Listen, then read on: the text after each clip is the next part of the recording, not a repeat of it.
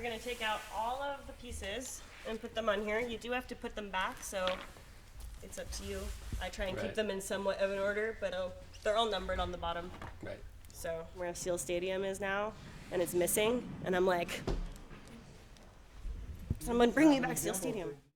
One person will work on the frame, and you just start dusting it into the center. You guys can see that? Because you're going to vacuum up the middle. 1 and a 2, and that'll get that looking real spiffy. You want to be careful because like the tops, when the paint is chipping, the brushes can be a little harsh, so delicate over that part.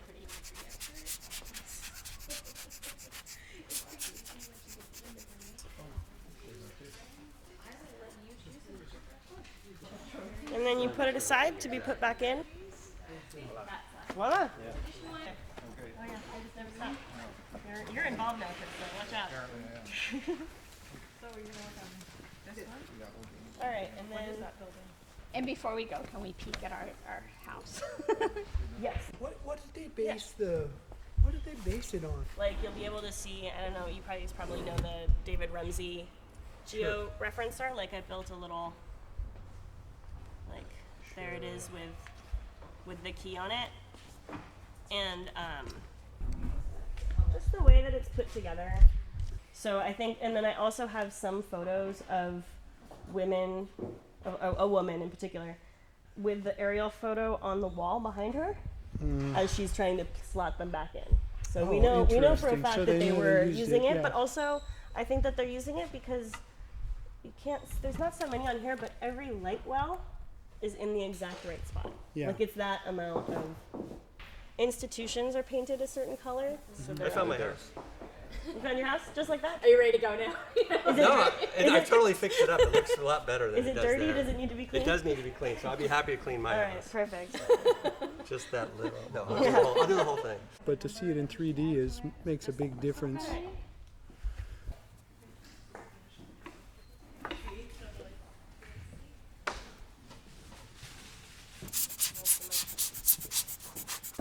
Hey, that's nice.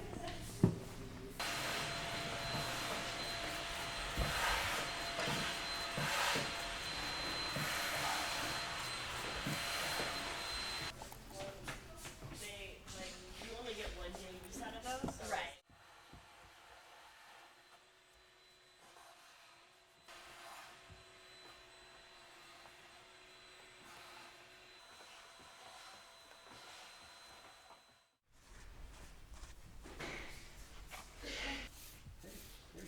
It really just.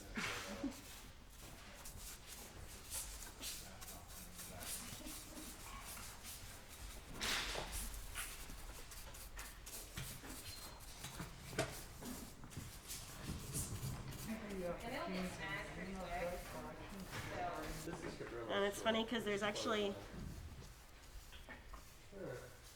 a tunnel there too, which is cool. That is still where you walk to the beach, but you go over now. I guess there used to be no stoplights on the Great Highway. This is Cabrillo Elementary School, which is closed now, but used to be open when I was a kid. 24th and 25th, Balboa and Cabrillo. Fascinating stuff. I think it will be interesting in the end to see how they do public events with this, though, using the actual 3D model, which is kind of exciting.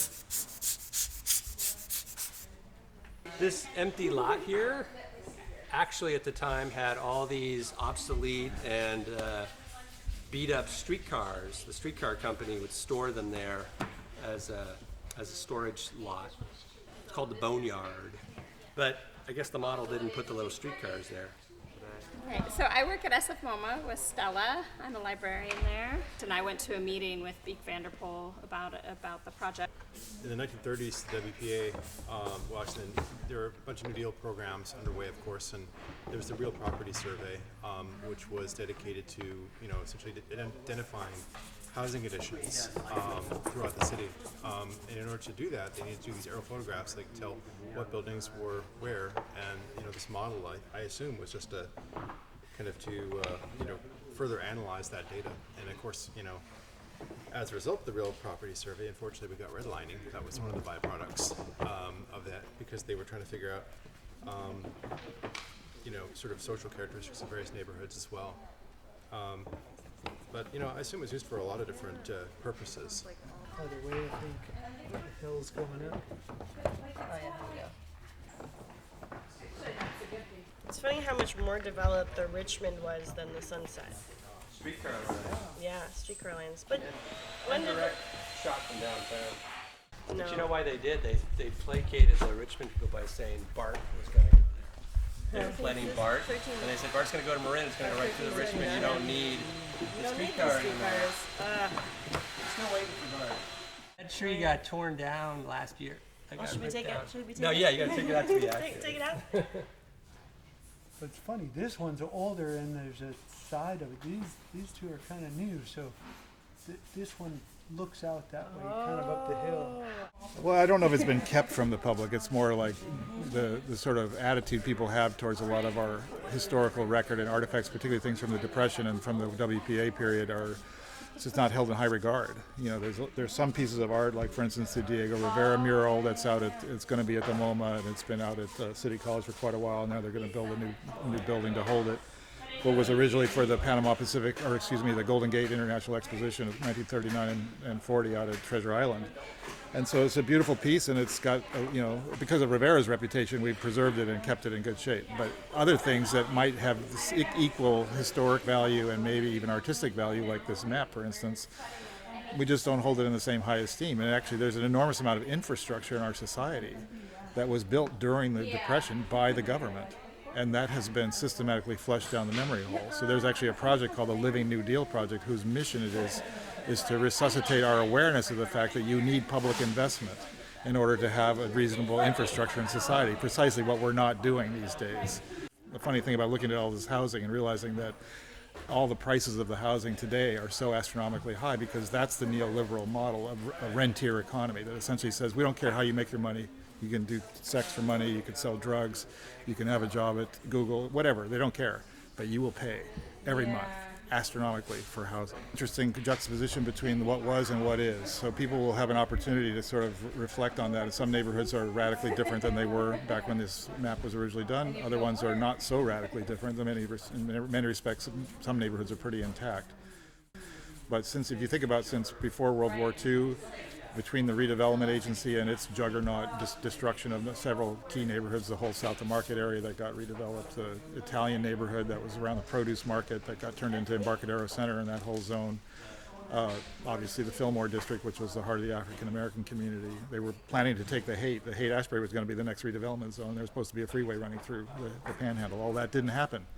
And it didn't happen because of social opposition. So insofar as we can contextualize this project, this map, and the historical steps that have unfolded since that time by looking at more contemporary photographs and compare and contrast and discuss, we might actually help create a richer kind of historical consciousness in the city. Let's hope. It doesn't mean it's guaranteed. You could put this out and everybody just trip, where's my house, and go home, and end of the discussion. But if you start thinking about the larger question of how do we shape a city, how do we make a city, who gets to decide? How do we decide together how to produce our lives? We don't ever talk about it. We just go, I have a job, I do my job, and do what I'm told, and if I don't do what I'm told, I get fired. Well, my attitude is we should all decide together how to make life. And the city of San Francisco is in a place where people have, from time to time, come together outside of the logic of money and markets and outside the logic of paid labor to decide together what the shape of the city should look like. So we saved the Bay, we stopped nuclear power, we stopped the freeways. We've done a lot of things that we stand on the shoulders of the people that did that. And if they hadn't done that, the city that you see here and the city that we actually live in would be radically worse than it is. So thanks for what came before, but we have some big tasks ahead.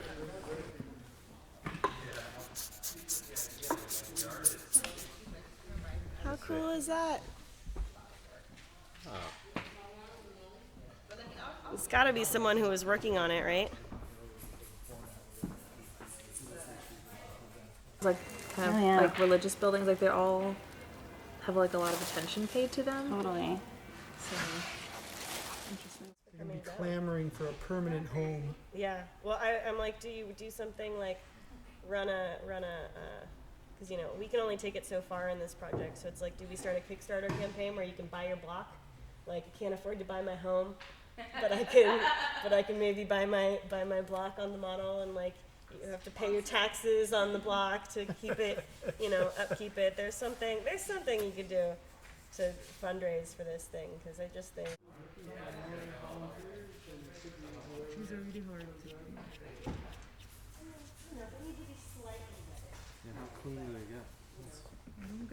So the dust is so thick. Just brushing it off reveals a little bit of color. Blowing it off reveals even more color. And then finally, this sponge is really like absorbing the last of the dust, and it's completely different from when we started. And it's very just kind of gratifying to be able to do something so immediate. We're working on a section today where I absolutely, fascinatingly, have not lived yet, although I've lived in almost every neighborhood in San Francisco by this time. You guys have one backwards. Oh, yeah, you can do quality control. No, it looks fantastic. Watch me play Jenga with City of San Francisco. I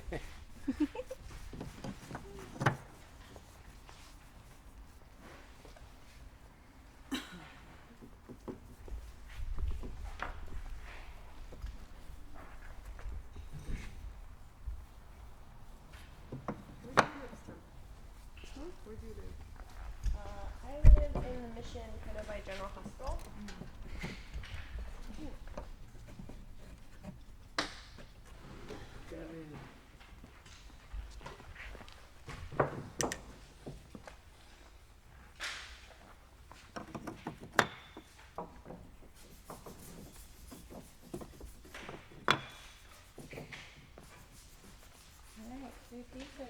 This is the route to Golden Gate Bridge. I feel it's like, Is that right? I don't feel Is it's that the right spot? I mean, oh no, it's not right. Okay. It's this one. Oh yeah, here you go. The only building that was saved from this whole this whole thing was the office building, which Carl Cordum, who ran the Maritime Museum, he saved it from there and he moved it from there, and that little office building, wooden office building, it's tiny, is at the Maritime Museum on the Hyde Street Pier. But that's the thing, this thing is full of amazing historical buildings that are gone now, and so seeing it in 3D like that is very cool. I'm telling you, when this thing's put together, people are there. There's going to be no end to the amount of stories and scrutiny you can get from it.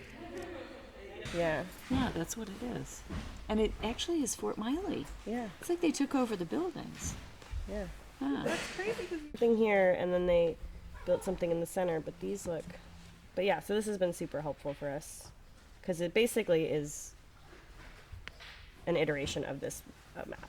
You know, like it's all the light wells and like the details down to little. What's tiny the date things. on this map? 38. The WPA project, right? So it's a blue collar project.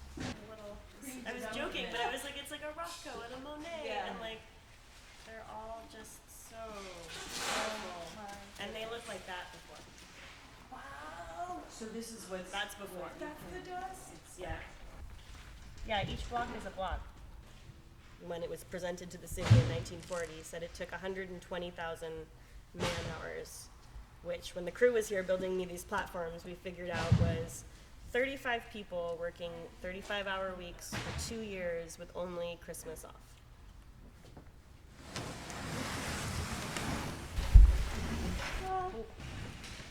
There we go. Yeah. Right here is a Western Neighborhoods Project office, this building right there. So we have that building, and we have another one down there. But no, but it really like, I mean, today I had 10 people volunteering. You know, like it's really a community cleanup. You know, I can't. When all these boxes came in, and I looked at Dina, and I was like, I can't do this. she was like, well, you don't have to do it alone. Like, we'll just, you know, get people who are interested in San Francisco. And once you touch it, you kind of first on display at Treasure Island in the Redwood galleries, which is adjacent to where he painted the mural. Oh.